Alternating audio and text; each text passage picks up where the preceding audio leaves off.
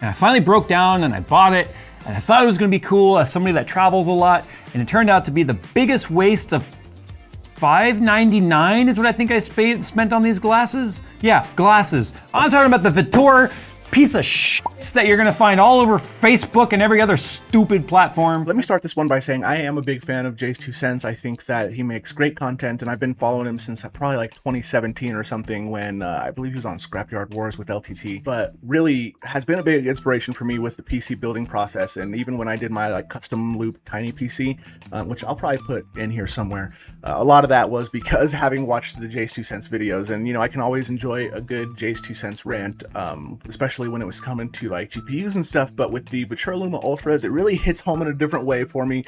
So we're gonna be talking about that video today, and I'm not gonna start by saying I disagree with all his points, because I don't. A lot of it is totally valid. I think advertisements should be more direct in the way they're talking, and I think that the experience on the LUMA Ultras could be a little more tailored to the mass audience, but I don't think the LUMA Ultras are actually meant to target everybody. And so we're gonna run through his video, we're gonna address some of his points, and we'll talk about it. But let's just jump into it. My name is Connor, and this is where the informal tech reviews live.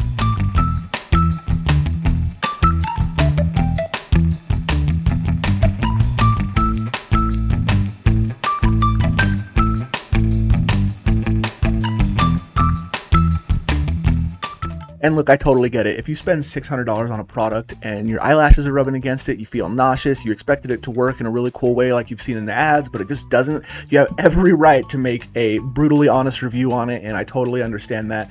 But I do think that there is a difference between a terrible user experience and a corporate scam, right? The issue with Jay's experience actually boils down to the Apple ecosystem, as well as VITURE software, which I think totally needs revamping. But it also, even that has a little bit to do with the DRM issues on the applications that you're hoping to use. And I think that Jay knows PC hardware better than anybody, but today we're going to be looking at a fundamentally misunderstood system architecture in augmented reality, XR glasses, and the Apple ecosystem, because I think Apple's partially to blame, VITURE's partially to blame, and these streaming services are partially to blame. But before we jump too much further into it, I do want to be totally transparent on how these glasses got onto my desk. Now, I picked up the VITURE Beasts. These are my daily driver, and I actually ordered these and bought these with my own money, but I was really torn between the VITURE Beasts and the LUMA Ultras when making that decision. Ultimately, based on my research, I really wanted that native 3 degrees of freedom, which I think Jay would really have benefited from, but I did not pull the trigger on the LUMA Ultras until later, where I reached out to VITURE to see if they would be willing to send me a review sample so I could get that comparison and check everything out. And so that's how I got my hands on the LUMA Ultras. But you can see right away that when I was making that decision, that native 3 degrees of freedom was a big selling point on the Beast, which is why I think Jay should have actually gone that route with his purchase, and a lot of this headache would have been avoided. And I definitely want to say I'm not here to defend the brand. I think they have a lot of things to work on. I think that the advertisements, like I've said, I think I even mentioned it in my VITURE Beast review, is things like the 4K like piece. They mentioned that it comes from the users because they've seen videos and responses about them, people saying like, whoa, is this 4K? So they wanted to put 4K like in there, but that's totally misleading. And I think that they could definitely be more forthcoming with the limitations in different operating systems, but I don't think that they're hiding it. I think that it is partially up to the user to be able to do their research on a product before they buy it, and not just kind of jump into it because of a cool advertisement. So let's talk about, from a technical perspective, what exactly went wrong in Jay's experience. 2009, right? Boop, which is nice. You plug. Shout out to the boop sounds. I do the boop sounds. I think my last video I had like 17 boop sounds. This USB-C end into your device. And then it's supposed to immediately communicate, not only charge and give a video signal or an external display signal, but it's supposed to also communicate with the device so you can control it without having to fumble with the stupid buttons on the arms. None of the functions were there. No brightness, no volume, no 6DOF, no immersive 3D, none of it. None of it's there, because it's also supposed to turn movies that aren't 3D into 3D and all that, and they have a little demo that plays with like Sylvanas and Thrall and World of Warcraft, and it's really neat when you get it to work. None of the functionality was there. And searching and searching and searching, and even resorting to having ChatGPT try and help figure out why the hell these are not working with my phone or my iPad for anything other than a basic external display, is that functionality is not actually supported on iOS. I verified this by plugging them into my laptop, having the drivers immediately download, and then firmware updating the glasses, which was the first suggestion, which was update the firmware in the glasses, and then the functionality should start to work with iOS and such. And then doing further digging, finding out that these particular ones, the LUMA Ultra, do not support any of the functions I wanted them for without getting their neckband, which plugs into them. So the neckband has their own control unit, basically, that then can communicate with the app, but then they control the glasses, and they charge and plug in, and you look really stupid with like a halo thing and the glass. Now you're just looking like something out of Cyberpunk, no joke. Now I'm mad because I feel like I've been false advertised to. Okay, a couple things in there that we need to break down. It's funny because Jay mentioned that the Windows machine had to pull down the drivers as soon as you plugged it in, and that's kind of the way that it's working on Apple, right? It doesn't have the ability to communicate, so it's almost like a driver block. And so what's going on with the LUMA Ultras is, from my understanding, the LUMA Ultras do have a processor on the glasses that processes a lot of the information for 6 degrees of freedom via the sensors and the cameras and stuff, but it still needs to communicate with the host device or the phone to be able to actually tell the phone to change the position of the actual image. And that's one of the big issues that Jay's running into here, is because Apple locks down that two-way communication. So the monitor signal comes out of the iPhone, and that's normal, that's to be expected. That's how you get the dumb monitor look.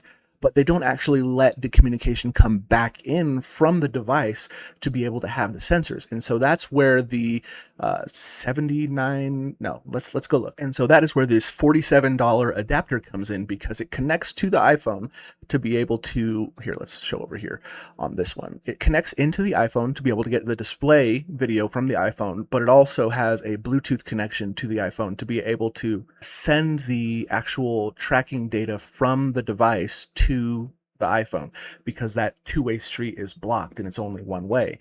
Now, the issue is, because the LUMA Ultra is the only one of the LUMA devices that has the processor on the device to be able to actually do the calculations, but from my understanding, this device wouldn't work with the LUMA Ultra either because of the difference in communication styles. And so the reason, when Jay was pointing out that the lower editions kind of work, and he mentioned that it was 6 degrees of freedom, but it's not in 6 degrees of freedom. The lower editions do work, and that's because they don't do any of that communication on, or that any of those calculations on the actual glasses themselves. They send it all to the phone to do all the processing. And so it's a difference in architecture, and that's part of why the LUMA Ultras are designed and targeted towards businesses and prosumers. It's meant to be for the people who are really into the XR space, that know these technical ins and outs, which you can't expect everybody to do. And like Jay mentioned, anybody who's looking at all these different options is going to be like, well, I just want everything and I'll buy the Ultra. But that's sort of a user error, right? Because you can't expect the Ultra to be able to do everything that all the other ones do, depending on the operating system and how they're implemented. It'd be like if we were talking PC things, if you had like my Lee & Lee cooler that I have on my new build, where it has the screen on it. If you just hook it up and you connect it, you can have the dumb cooler mode, right? It'll cool it down if you have your sensor pins connected into where the CPU header is, and it's going to just cool. It's just going to do its job, right? But if you want to get some of those cool features, like having the temperatures display on the screen and have your images transferred from the PC, you're going to have the drivers that allow you to do that communication across your PC. But an average user who just buys it and doesn't look into that type of stuff might not know that. And so there will be a learning curve. The difference is Windows will allow you to just download the drivers and put them on, but Apple entirely sandboxes it. And so it's just kind of an impossible challenge, but the company has actually tried to do a workaround with that Bluetooth setup. And so I almost can kind of appreciate the hustle on trying to get that workaround implemented at all. But, you know, I can see, if you're not in the know on something like that, how you would be prized to learn. So instead of $400 to be able to get these features on some of the glasses, $79 is enough. Now I'm mad because I feel like I've been false advertised to, where it's literally in the freaking title of the listing, and they're one of the most expensive glasses they make. Now, it's funny, since buying them and doing this little like real world experiment where I just flew up to Sacramento and back, where I was I didn't fly there to test them, but I was flying, so I tested them. They came out with the Beast, which is... I feel like the Beast's been out for a while. I had it, I mean, I don't know when Jay made his video and did his flight, but I think I got mine because I ordered it for my birthday. That was back in March. I guess they've been pushing it more since they had some of the other brands like Best Buy and stuff to be able to like sell them at. So maybe that's what's going on. Came out with the Beast, which is supposed to be their new like flagship model. But let me tell you what I really wanted. You can see there's these lenses on, or these cameras, one here, and one between the nose, or between the eyes on the nose bridge. That is specifically for tracking. Because it uses inside-out tracking, just like an AR headset, when you move your head, you can pin things in front of you, like menus, game screens, in this instance, a screen.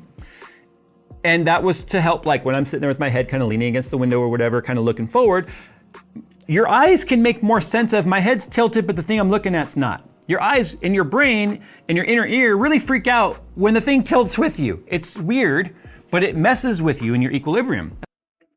Yeah, there's no arguing against that. It does mess with your brain. I personally end up using 0 degrees of freedom when I'm in a moving vehicle because I really don't like the smooth follow because if when my wife's driving and I'm like working on my computer in the passenger seat, if it turns, the screen ends up being like way off to the side for a little bit and it smooth follows back into it. But I think like 6 degrees of freedom, 3 degrees of freedom isn't super necessary in this instance, but it would have worked the way that Jay wanted it if he had 3 degrees of freedom and you turn your head. It does like, so 3 degrees of freedom would be like the X and Y axis, right? So if you turn your head this way, it can stay there. If you turn your head this way, it can stay there. But if you get closer, it's going to also move. And so the 3 degrees of freedom would have been enough. And I think that native 3 degrees of freedom built in on the newer glasses would have been perfect in this instance to be able to kind of do your head tilt and keep it in place. Now, the big issue there, though, is if you are in a moving vehicle, like maybe a plane, and it does do a turn, it's going to move. Granted, I don't think it's a big issue on a plane because, they're not turning a lot. It's not like a car driving in through traffic. A plane's going to be going straight for the most part. And if it does turn, it's going to be slight turns and you can just hit the button and recenter your screen. So I do think had this gone how he hoped, it would have been a good experience because that's how I use mine. I'll probably drop a clip in here showing how I used my neckband, looking crazy, I guess, cyberpunky, to be able to do it. But I think that's kind of where the big issue for me comes in because I don't actually use my XR glasses with my phones anymore. I use something like the AirPod or the Neckband Pro, but yeah, I guess from just a typical phone perspective, especially on a lockdown system like iOS, you would run into something like this. Especially when you're moving in a plane. So I found myself getting incredibly dizzy and nauseous while watching these on the airplane.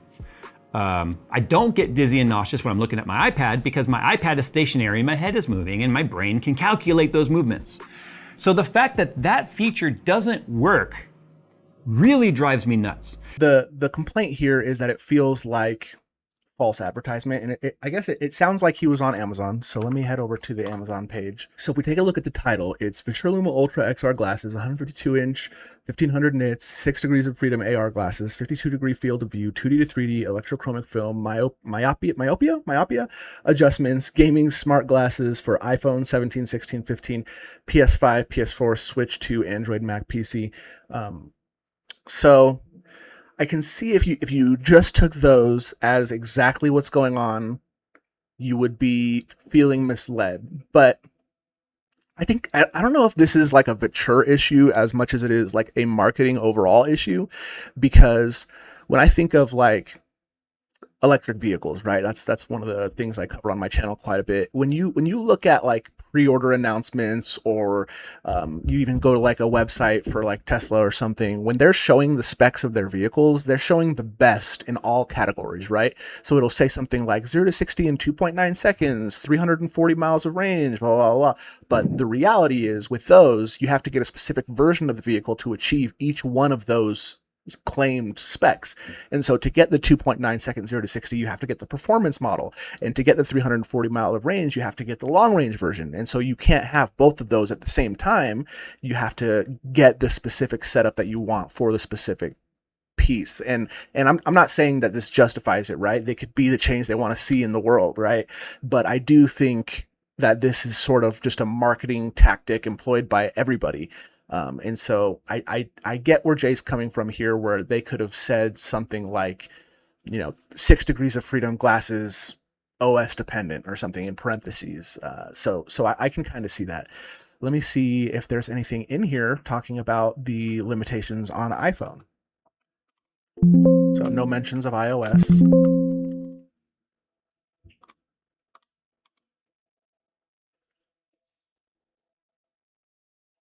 Is immersive 3D available? Yes, it's available on Luma and Beast via Spacewalker app. Is 3 degrees, 6 degrees, 6 degrees of freedom supported? Luma Ultra, true 6 degrees of freedom inherent. So yeah, okay, I can see why that would be misleading for sure. If you were in here and you were like, yeah, it's built into it, so we're good. There's no way around that.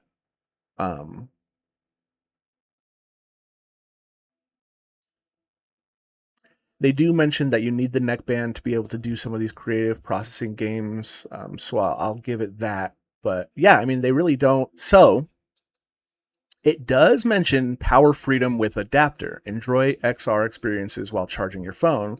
It says that you need the XR adapter for these phones, but it's not talking about like losing features of 3 degrees of freedom or 6 degrees of freedom with it. It's just talking about charging your phone while you use it. And so I can see why you'd feel misled for sure. I don't have an iPhone, so I didn't run into any of these issues. But yeah, Viture, I mean, that there's no excuse for not talking about the limitations on iOS in this Amazon post somewhere. It should definitely have a section that says, you know, which devices it's compatible with and what features are available on those devices. Or even in something like this, where it says requires Spacewalker support, it should say doesn't work on iOS, or requires Spacewalker support with adapter to work on iOS, if that works. I don't even know if the Luma Ultra works with the adapter, but it sounds like it doesn't based off what I've seen on the websites. So yeah, I mean, yeah, that's a Viture issue for sure. I would go in and update that if I was them. I do still think, you know, watching another video on these before buying or heading to the main Viture website would have probably been a good idea. But I can't fault them for believing that it should have worked in a specific way on the iPhone. It's a lack of understanding, but it's at the fault of the page. Because if I was not in this space and I was looking to buy something like this, I would come read this webpage, see exactly what's going on, and make a decision based on that. Unless, you know, I found out that you can get them cheaper on the actual Viture website, which you can.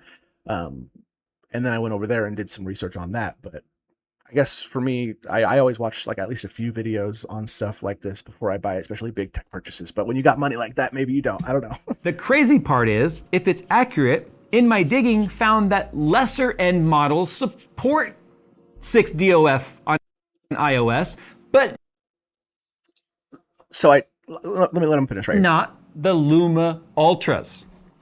Okay, so small correction: 6 degrees of freedom is not supported on the lower end versions, at least with Viture at all. They do require those depth sensors on the side to get 6 degrees of freedom. It's a little bit of a misunderstanding between 3 degrees and 6 degrees. We already talked a little bit about what the difference is, but 6 degrees of freedom requires that extra processing based on the Luma Ultra, that they have that co-processing chip in the glasses, but they don't do the actual manipulation of the image on the glasses, and that's why it requires the host device to be able to do that.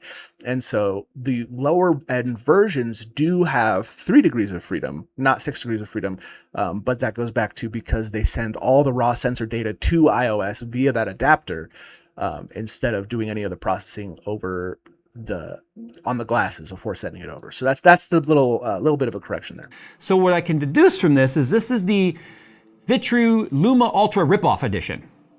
And so I'm very, very disappointed in this. $600. Right now, there are nearly twice the price of the latest Alienware OLED panel for gaming. Now, I understand this is miniature tech, and miniature tech is more expensive. But the crazy part is when you're advertising them as being like having a certain functionality, but that functionality is locked behind the paywall of another thing. And I don't even know how much the neck thing is. I became so irritated with it that I just immediately was like, I'm not even looking into that, but I'm gonna see now. Oh, there's Neckband and Neckband Pro. Oh, yeah, of course. Of course there is. $400. Oh, guess what? I could have gotten these as a bundle for $1,008. It's designed to decouple it from another device and become its own device. But the thing I wanted it for advertises it works on the device that I have to then decouple it from to get that feature that I want it to work. Yeah, so the Neckband Pro is an amazing device. I would highly recommend it. I actually have a couple videos on the channel about it. But if you wanted it to work with your devices, then the Neckband Pro's, not going to help with that. I would say you can unlock some features. In my last device video, or my last neckband video, I actually connected my laptop to the neckband to be able to contain those 6 degrees of freedom features without needing the Spacewalker app on the Mac. So yes, it can be used like that, but I wouldn't call it a paywall, right? Because you don't need the neckband to use the device, and it technically is compatible with the iOS, just not in all of its features. So definitely not an excuse there. The way that I've just seen it on the Amazon page, they definitely should have mentioned that it doesn't work as well on the iOS devices. But to call it a paywall to get the features is just untrue. I mean, I feel like somebody in the tech space like Jay probably has an Android phone, right, as well. I mean, maybe not. He said at the beginning he uses an iPhone. Maybe that means he doesn't like Android.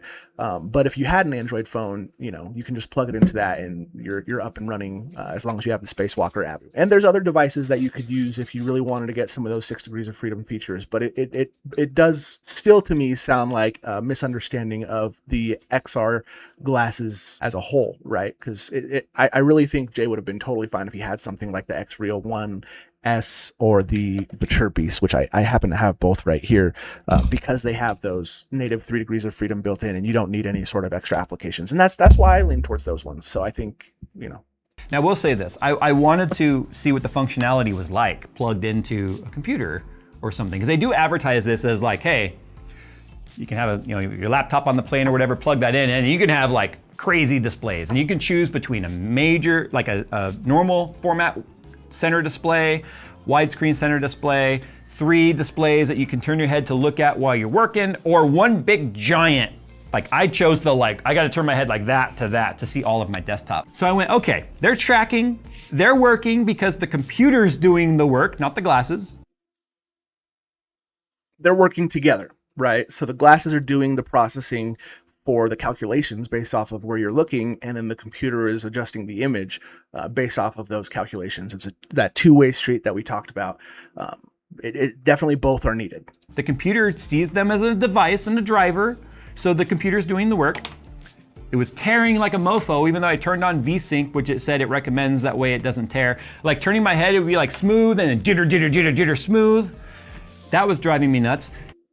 Yep, no excuse for that. I don't like the VITURE Spacewalker software. I don't use it. Granted, the only laptops that I have are work laptops, so I can't load it onto it at all. But even on like my phones and stuff, I don't typically use Spacewalker. The neckband is basically Spacewalker, I guess, and so I guess I do use it there, but it's definitely smoother there. If you check out, a quick Google search on LUMA Ultras or VITURE Spacewalker, it's a lot of people complaining about Spacewalker itself because it's not perfect, And then I went, well, when I verified that VSync was on, I right-clicked and was like. But I'm not going to sit here. I'm definitely not going to argue with Jay about, screen tearing and VSync and stuff like that, because we're fully into the PC side of it, and that's his wheelhouse. So we'll just let him cook. Why isn't right-click not working? Why isn't right-click working? Because right-click was automatically going onto my laptop display and not these. And I thought, okay, well, I just have to make it these the main display. But the mouse was stuck in the headset display. Like when I was moving the mouse around on the laptop, it was moving them around in my eyes, but not on the laptop. So I couldn't actually get to the display to right-click and say, make this my main display, which was the weirdest thing to experience. To have the mouse moving around in my headset space right here and going to any of the extremes, even though I couldn't get the mouse out of that monitor. But when I went onto the desktop and then just did the keybind for bringing up the settings and stuff and used the direction keys to move around on the screen, that stuff all worked on the laptop. But none of those screens, like the display settings and all that, I could get to show up on the headset. Yeah, so it's the way that I understand the VITURE Spacewalker app is it's not actually like a screen extension. Like if you went into Windows settings, it probably wouldn't have, like, if you go to the extreme, it can move over to the other glasses. I have no idea how it works. I don't like using it. But yeah, that's a super weird experience, and that would throw me for sure. So it was a really weird divided experience that I absolutely could not get to work. And I got so frustrated with it, I just completely shut it down and I went, do I just return these? Because I could. I keep all the packaging for stuff like this, and I thought, no. I would also mention that there are some alternatives to Spacewalker. Yeah, VertoXR is a similar setup, but it's like a third-party developed, and I've heard it works well. I just, like I mentioned, I can't load extra software onto my laptop, but let me go ahead and pull it up. So shout out to the VertoXR team, because they're the ones who handle this. But yeah, you can see it's got multi-desktop management, Steam VR gaming, WebXR browser, seamless desktop scaling, blazing fast performance, cross-platform compatibility. And it shows the supported glasses right here, and LUMA Ultra is one of them. So, obviously you don't want to have to download third-party software when you get a product, but I think, Jay, if you would have tried this with your laptop, it might have had a better experience, because Spacewalker is not that great. Let's go ahead and take a look at this video. Redefine your workspace with VertoXR. Experience next-level productivity. We're going to a Viture right now. Once connected, you can add as many virtual desktops as you need, create virtual displays, or pick a fixed layout to use with your glasses. Tap Connect AR Space once you finish the setup. You can also adjust these settings later from the AR Space menu. This 3D space will appear in your glasses, and you can control it using your keyboard, mouse, or even by moving your head. Customize rotations to your preference, or turn off the ones you don't need.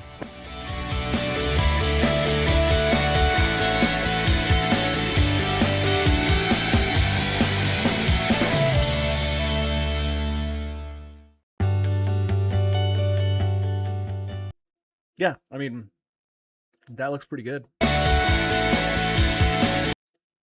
3D space. Move them, rotate them, and pin them around you for the perfect virtual setup.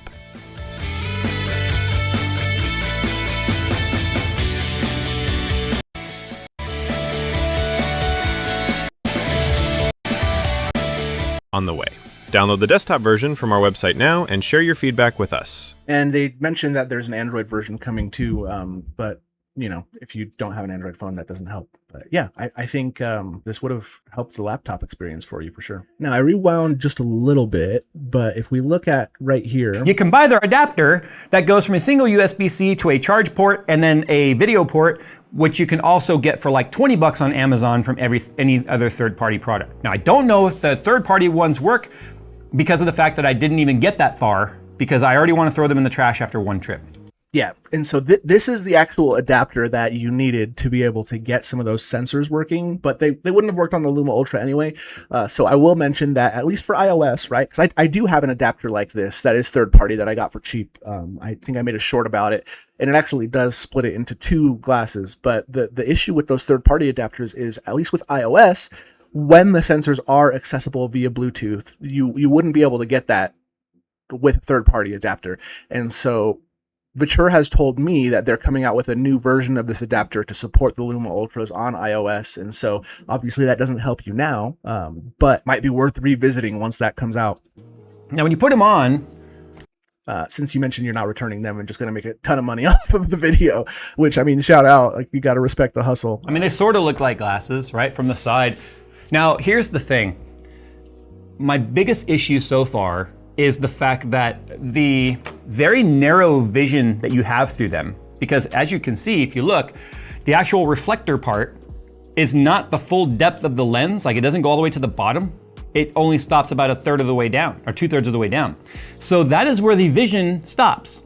So what I kept finding is the very top and the very bottom of whatever I was looking at was cut off. So this is actually a common issue that I've seen across all the glasses. It's very prevalent on the Ray Neo series of glasses. And I think what that boils down to, the top and bottom vision thing, is the IPD, right? And so that's like the separation of your eyes between. And so if you wear normal glasses, which I can't remember, I don't think you do. If you had traditional prescription glasses, one of the measurements that they do when you get your prescription is the distance of your eyes, so they can put the prescription field right in the perfect spot. And so something like the VITURE LUMA Ultras, which has sort of a fixed IPD, can't work with everybody. Now they do have a pretty big range on the website where they say it works from X to Y. Now I don't know what your IPD is. Maybe you're outside of that range and that might be your issue. But a couple other glasses like the VITURE Beast, and I think maybe some of the X Reals, they have two different sizes of glasses. So the IPD range is a little bit smaller. And so if you have an IPD within, range 1, you get this size, the smaller normal size. And if you have an IPD on this side, you need a bigger size. And so they do come, even those glasses with the different versions, they do come with multiple different types of, where's my LUMA Ultras? They have different, just dropped. Oh, there it is. They have multiple different sizes of nose pads, and those are supposed to be able to get it closer and further away from your nose or higher up off your nose, depending on what your IPD is, so you can get that lined up perfectly. But because the LUMA Ultras have that pretty big field of view, it's really hard to get just right, I think, depending on your IPD. Now mine, I haven't really had that issue on the Ray Neos or the LUMA Ultras. I think maybe I have like a normal boring IPD that's like right in the middle of the range. But I do think that's the issue you're running into there. I think that's a hardware limitation based off of not having multiple sizes for IPDs with the LUMA Ultras. But if you were able to unlock some of those 3 degrees of freedom types of features, especially on the laptop with like VertoXR, you can do that screen resizing and move it around. And so that would have been less of an issue for you. But I can definitely understand the struggle bus there when you can't see one of the sides. You pointed out in the video, it does have the adjusting arms. I don't think you mentioned the interchangeable nose pads though. So that might have helped out if you still have the box, which it sounds like you do because you were talking about returning it. Maybe try a different nose pad. I don't know. It might just be a unsolvable issue though. And their solution to that is just get it closer to the eyeballs. So for me to get it close enough to my eyes to be able to see the full top and bottom of the screen, even with letter bar in a movie I'm watching, my eyelashes are constantly rubbing the stupid things. So it's like putting a VR headset on your face, but it's so close to your eyes are touching the freaking lenses. Problem there. Now they have a depth of field, or not depth of field, but a POV adjustment. Mm-hmm. But we'll talk about why I couldn't use that in a second. So with all of that, and the reason he couldn't was because he didn't have any of those other features. So yeah, no, I get that. Now let's move over to the big streaming issue. I think that one is a big one that probably more people are running into. I think. Well, let's just let Jay run his, and then we'll talk about it. That have used them say, guess what? None of that shit works on iOS. I don't know if it works on Android phones or not, but it does. None of that works on iOS. I'm a little disappointed because I thought this might have been the kind of thing that would allow me to start using my Legion Go on travel, like when traveling, because I wish it would have been really good for you. I've already explained why I can't, right? Highly recommend trying the it on idea the of having Legion Go, because it will work if you have Spacewalker and stuff. But seems nice. Now, to be fair, I should probably pause it. For the Legion Go, I really wish it would have worked for you. Definitely look at some of these other glasses. I think as a big tech guy, you have like the platform to really bring wearable XR into the mainstream to get more people interested in it, which is what I've been trying to do. Is kind of the main point of my whole channel, is to really get people excited about XR glasses and AR glasses, smart things. And I think if you try something like the X Real 1S or the VITURE Beast, if you wanted to give VITURE a second shot, the VITURE Beast might change your mind. But there are some limitations on both of those, right? So the VITURE Beast, it has a little bit of that, I think, what is it called? The chromatic aberration, I think is the word that I saw online for it, around the edges. So it's not going to be perfectly crisp around all the way to the edges because they push this field of view.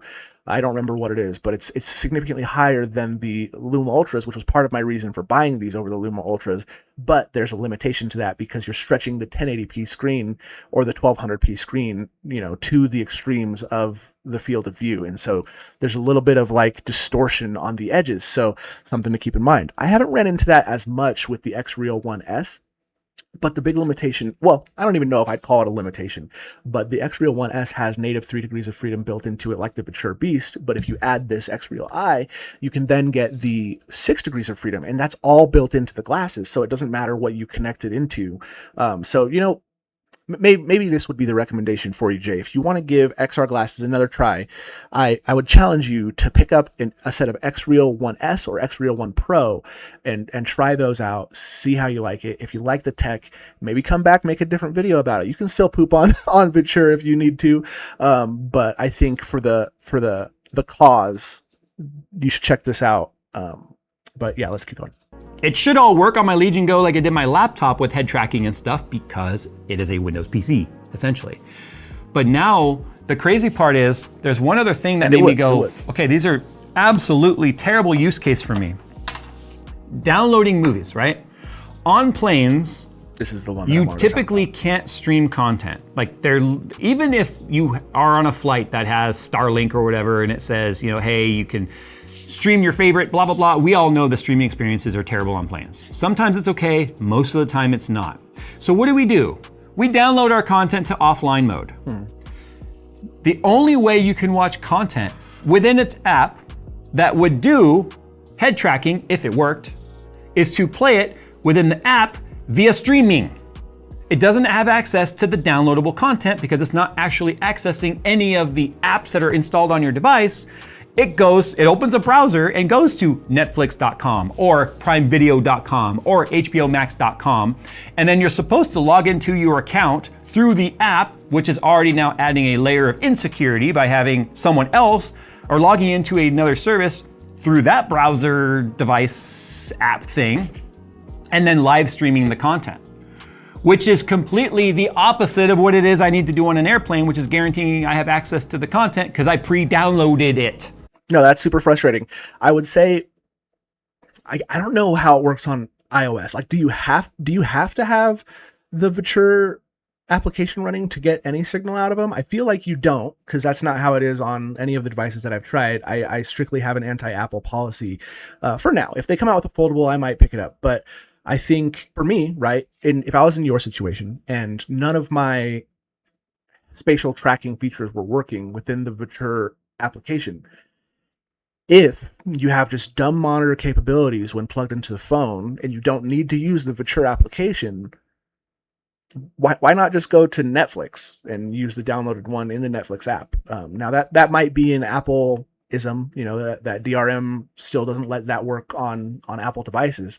But yeah, on my Android device, you know, I can just plug it in and go to the Netflix app and watch those videos. So it's a little bit weird for me, but it is a limitation. And even if we're talking specifically in the Viture Spacewalker application, like that sucks to have to use the direct web browser streaming, because that limits the offline, like you said, for sure. It is partially like a Netflix, Paramount, like a provider issue, because they don't want applications to be able to download and pirate their product, right? Their videos and their movies and stuff. And so they have these DRM security implementations where you cannot have specific features unless you're on an approved device using approved software. And so that's another sort of ecosystem limitation that I think Viture is probably actively trying to get around.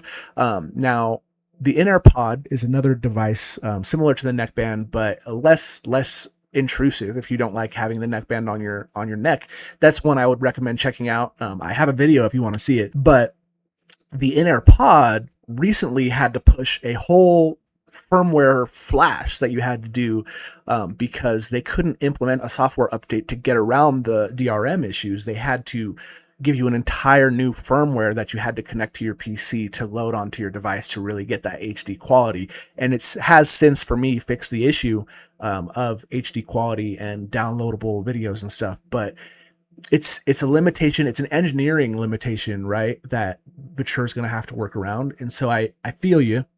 But that's just sort of the state of how things are, at least for this application. And so not an excuse. I do think Viture has the manpower to have been able to find a way to make this work, especially on iOS devices, because they're one of the, biggest selling devices on the planet. But I think we do have to kind of understand the limitations that are going on in our ecosystems. And so that's just for informational knowledge, right? So yeah, this was a $600 mistake. It's sort of like, sorry to keep stopping it if you guys are trying to watch it, but it's sort of like when you go to use OBS and you're streaming a game, right? And it has like anti-cheat built into it. If the anti-cheat detects OBS, it doesn't really know what it is, but it might know what it is, but it wants to not allow third-party applications to be able to see or manipulate the software, so it makes you stop it before you're able to actually play the game. It's similar to that. Plus tax. Like Phil said, at this point, might as well just take my big ass AR, like VR headset, like my Quest 3. Don't do that. Just throw it on my head. Nope. And then people also won't be bothering me. Because the downside too, and I have to wonder, like, if there was ever a time I wished I could have heard the thoughts of a flight attendant.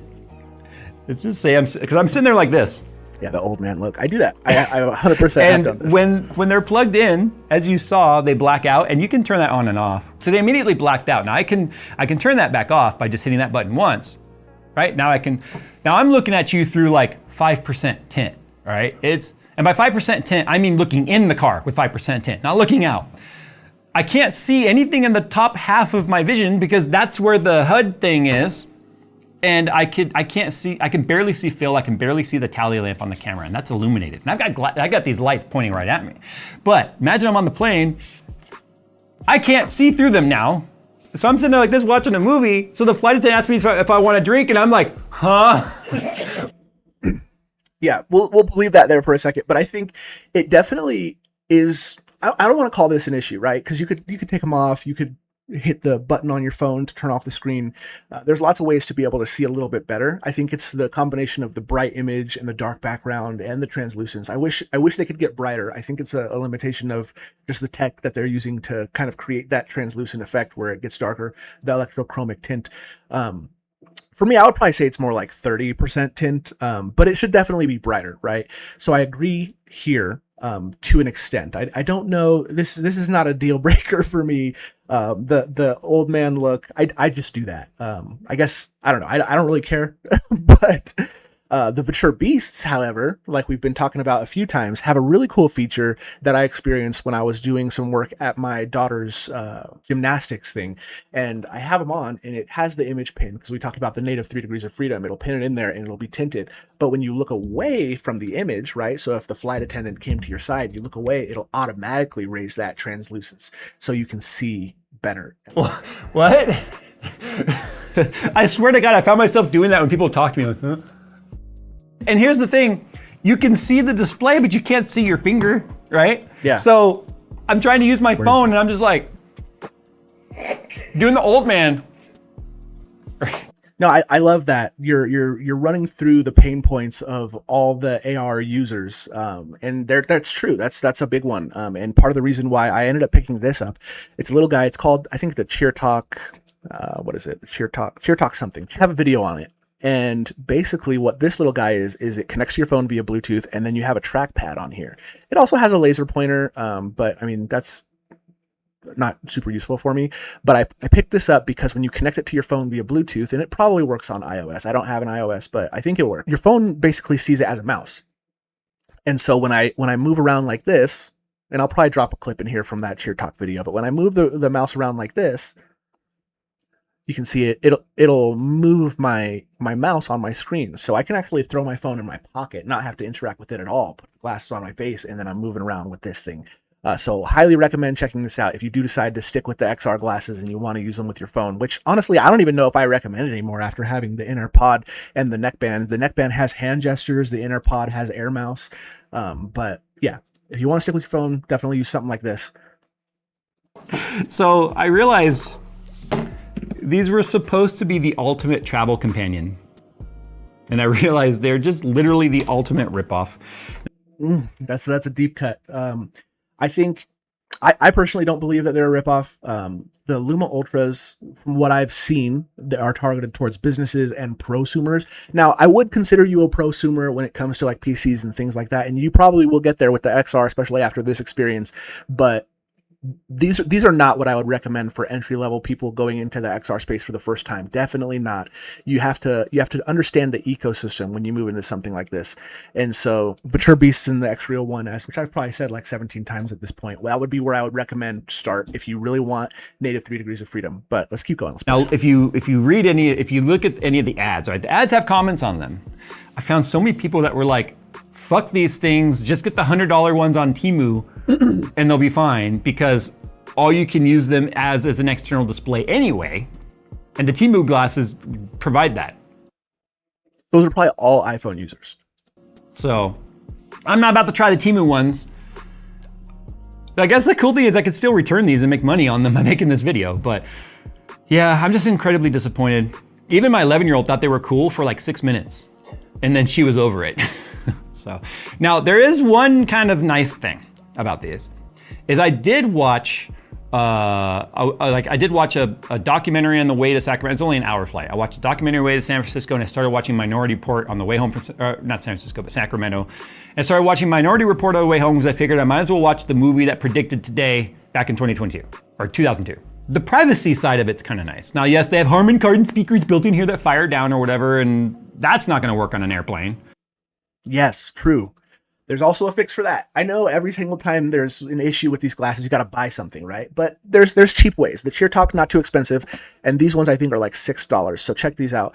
These ones are from Rainio, but there are some generic ones. And what they do is they funnel that sound down closer to your ear. And I highly recommend them. I actually use them on like all my glasses. Whenever I'm testing a new pair or whenever I'm just using them for myself, I throw them on, and basically the audio, as long as you have the volume down, right? Because it does get muddled if you turn it up too loud, but you don't need it super loud when they're actually going to your ears. You're able to throw these on. They're just sound tubes, right? Ear tubes. I think if you search on XR glasses, ear tubes or something, you can find them for cheap, but they're flexible. They go down. It does sound like you're a little sensitive to the way that you look when wearing some of this tech, and they are going to make you look a little bit more weird. But if we throw them on, they don't perfectly go to my ear on these ones because they're not designed for these glasses, but this is still enough to be able to get that audio in places that are like louder. So I don't have to crank it all the way up. The sound bleed is significantly reduced. Or you could just, use earbuds or headphones. So those are the options there. Right? It barely works in person, although even though they're right here above your ear, they're not bone conduction, they are downfire speakers. And if you're laying there in bed in a quiet space, they're fine. But obviously you're gonna need in-ear monitors or over the ear or something in a loud environment to hear them. That's not what they're intended for. Sound tubes all day. I watched the series Black Sails because I got all into like pirate stuff for a while I was doing all the Windrow stuff, and Black Sails, being a Showtime show, is pirate movie while also softcore porn is in there. So I'm not even kidding. I started watching that show on a different trip where episode 1, if you've watched the series. Yeah, no, I get it. We're going to skip over that, but no, I definitely, yeah, the privacy is definitely a nice feature. And if you have, another accessory like the one I mentioned earlier, I don't know where it is. I don't want to try and find it right now. If it's in my desk. No, it's not. But there's a splitter you can get where you can connect 2 sets of glasses. So if you wanted to share your movie with somebody sitting next to you, and you have 2 sets of glasses, granted, you probably wouldn't want 2 sets of LUMA Ultras because they're very expensive, but there are cheaper glasses, and you can share it and still be private. And so I think that's pretty awesome. New things. This is the kind of thing that even Phil was like, yeah, that's cool. Like, it's the kind of thing Phil would want to check out, but I know Phil would hate these just as much as I do. I guess. Does Phil have an iPhone? Phil, do you have an iPhone? If not, try it on Android. Let us know what Phil thinks. I do think we've mentioned a few times the other glasses would have been better, right tool for the right job. I do owe it to myself to at least try them on the Legion Go to see if in the proper experience, if it works right. But I'm telling you right now, these are like a $200 device at best as far as I'm concerned. And why do they have so many models, by the way, which I think honestly is designed to just complicate. Yeah, no, it kind of, they each do have differences, right? So the Viture Pro, I don't know that they sell that anymore. The Lumas are kind of the current version, and they're actually coming out with a new set soon, I believe. But yeah, I mean, you can see right there what the differences are. I will note that on this image that you're showing, it does say the VITURE LUMA Ultra is for businesses and prosumers. But I guess, being big in the PC space and into tech, you probably would automatically assume that you're the prosumer. So I get that. I would have done the same thing.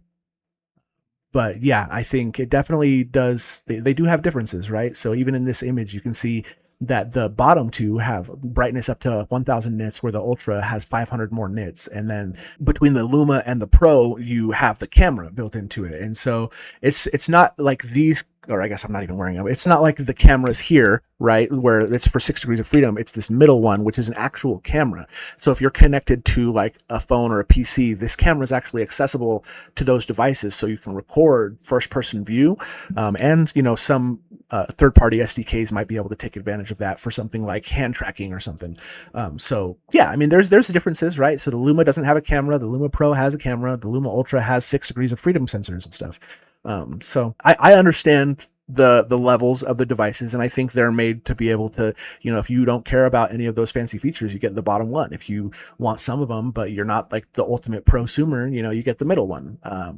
It makes sense to me, but I can see what you're saying. If you just wanted to like get the best of the best, you're just going to do that.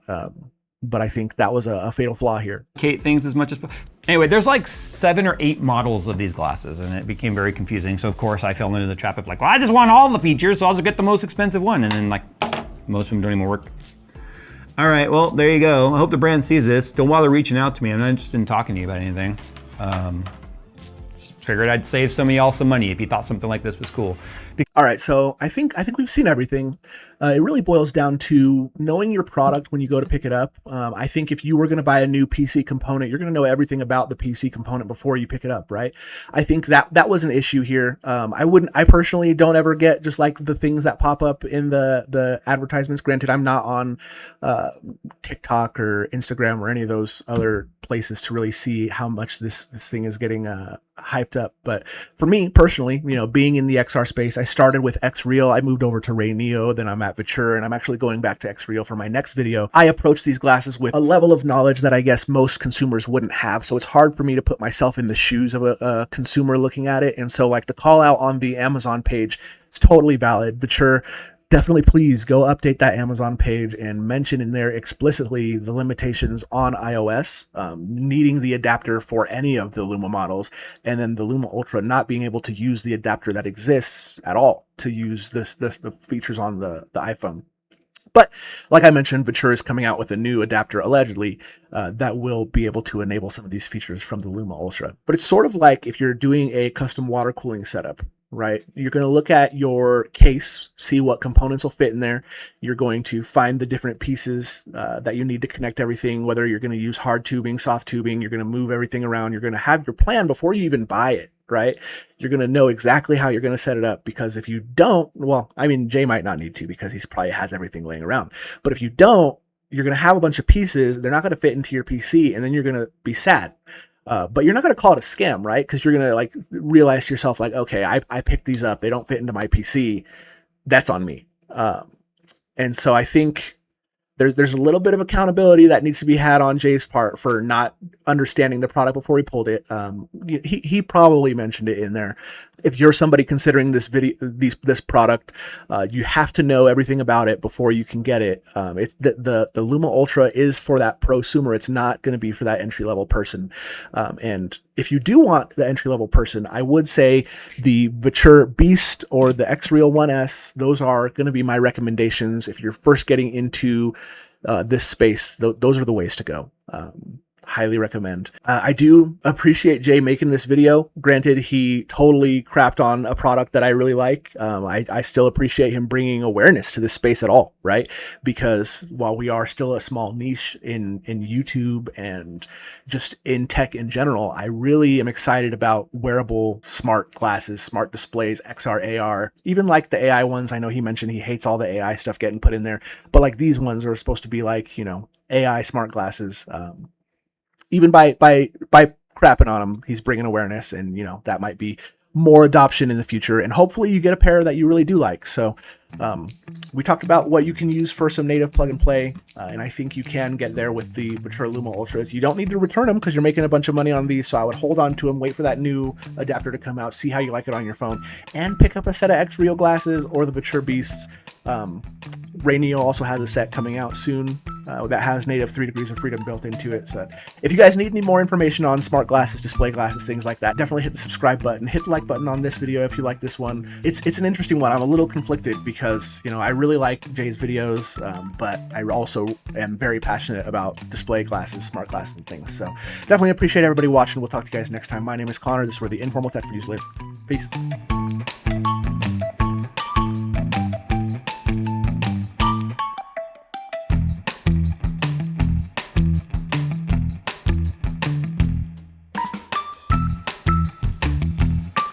One thing going for them that I was happy about is I didn't see the words AI anywhere. I didn't see AI this and AI that and AI glasses, which they probably could, because everyone's doing it. So I was like, well, you know what, at least I'll give a little support to the brand that's doing something tech related and not shoving the AI down your throat. Mature. Listen.